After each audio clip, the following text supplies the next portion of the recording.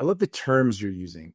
They're focused on business, right? So outcomes and programs, and these are things that non-technical people can get behind. And so with that in mind, I'd like to hear what you think a top one or two trend that you're seeing in cyber and you can't use artificial intelligence. Nope. Yeah, I'll not gonna talk about AI. Some of the trends that we're seeing, one is, one thing we didn't speak about, another attempt that companies make to kind of manage their cyber security is by using IT companies. And we've seen that this is not always leading to good outcomes.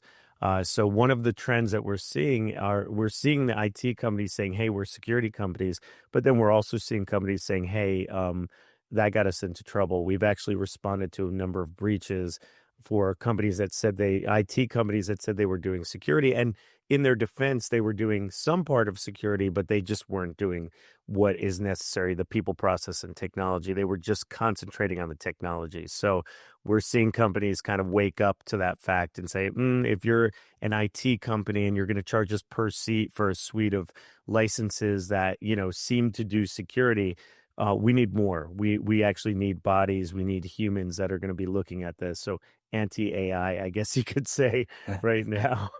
The other and kind of related, another trend is tool rationalization. So we are seeing companies saying, all right, we've got too many tools. We've got 20, 30 security tools. We don't even know if they're configured correctly.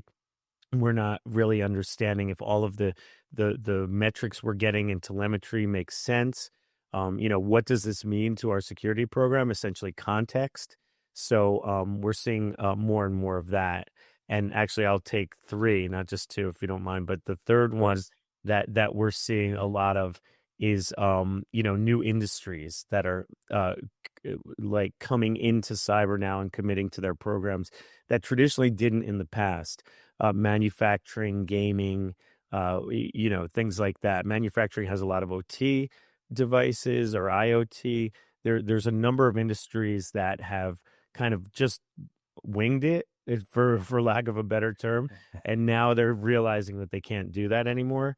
No one is safe anymore. I don't want to be sky is falling guy, but obviously it's a pretty you know threatening environment out there on the internet. It's if you're connected to any kind of network. But on the flip side, these other environments are saying, well, we're not regulated, these other industries, but not being regulated doesn't mean that we can't commit to a security program. So now we're starting to get a lot of inbound leads that are related to industries that weren't traditionally into cyber.